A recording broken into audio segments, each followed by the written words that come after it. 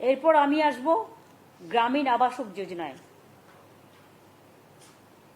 গ্রামীণ আবাসক যোজনায়, যেটা প্রধানমন্ত্রী আবাস যোজনা, নামটা প্রধানমন্ত্রীর, সব নামই এখন ওদের দেয়া। সুতরাং আমরা যেটা বলেছিলাম, যদি কেন্দ্রীয় সরকার না দেয়, আমরা মানুষের পাশে দাঁড়াবো। আমরা বলেছিলাম এবছর আমরা 11 লক্ষ মানুষকে, এটা দুটো কিস্তিতে দেওয়া হয়, একটা 60,000 আর একটা 60,000। 60,000-এর কাজ হয়ে গেলে আবার 60,000 টাকা দেওয়া হয় প্রথম কিস্তির টাকাটা।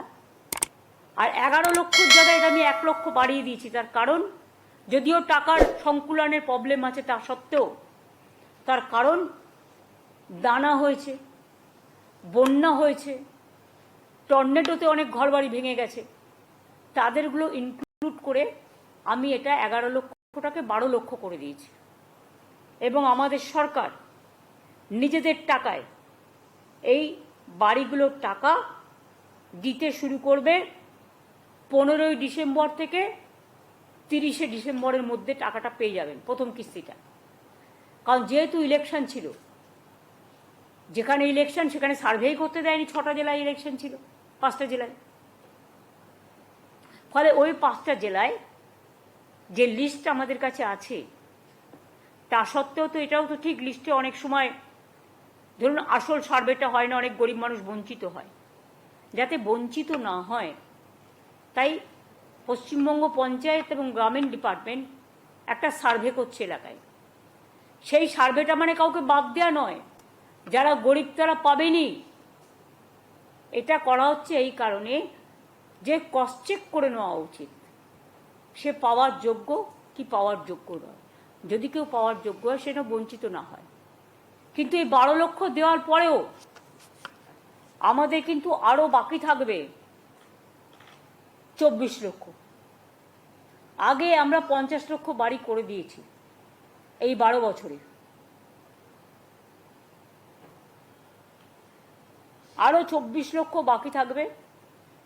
সেটা আমরা ফেজ ওয়াইজে যখন আমাদের টাকা অ্যাভেলেবেল হবে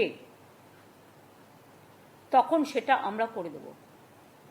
কিন্তু আমরা এটা বলছি না তুমি পার্টির মেম্বার হও তবেই তুমি আবাস যোজনা পাবে। কি করে পাবে? তোমার আবাস যোজনায় তো 40% রাজ্যকে দিতে হয়। তাহলে কি তোমার 60% নিয়ে মানে শুধু একটা আঙুলে হাত হয় না 5টা আঙুলে হাত হয় কমপ্লিট? তুমি বুড়ো আঙুল দেখাচ্ছ, তুমি মধ্যে তর্জমা দেখাচ্ছ না, খিরে আঙুল দেখাচ্ছ না, হয়? বলুন না, স্বাভাবিক তো। তুমি পার্টির মেম্বার হলে আয়ুষ্মান পাবে, কেন? 40% রাজ্য সরকারকে দিতে হবে, স্মার্টফোন থাকলে পাবে না। তা রাজ্য সরকার না দিলে তুমি কি করে দেবে? হ্যাঁ তুমি করো, 100% দেবে, আমার কোনো আপত্তি নেই, দিয়ে দাও 100%। করবো টাকাটা রাজ্যের ট্রেজারিতে ইনকাম করে আনতে হবে। জলের ওপর ট্যাক্স চাইব না, বিদ্যুতের দাম বাড়াবো না। গ্রামীণ এলাকায় দেখুন, যেখানে সিএসসি নেই, কোনো দাম বাড়েনি তো বিদ্যুতের। ইভেন 100 ইউনিট পর্যন্ত যারা 3 মাসে পায় তারা ফ্রি পায়। টাকাটাও তো জোগাড় করতে হবে।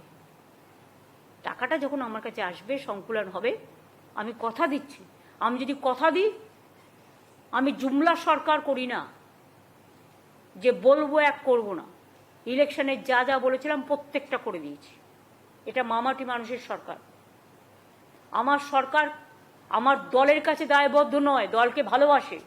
দলের স্লোগান ও মামাটি মানুষের সরকার, আমার সরকারেরও স্লোগান তাই। কিন্তু মনে রাখবেন, আমার দায়বদ্ধতা ফার্স্ট প্রায়োরিটি মানুষের কাছে, তারপরে আমার দল।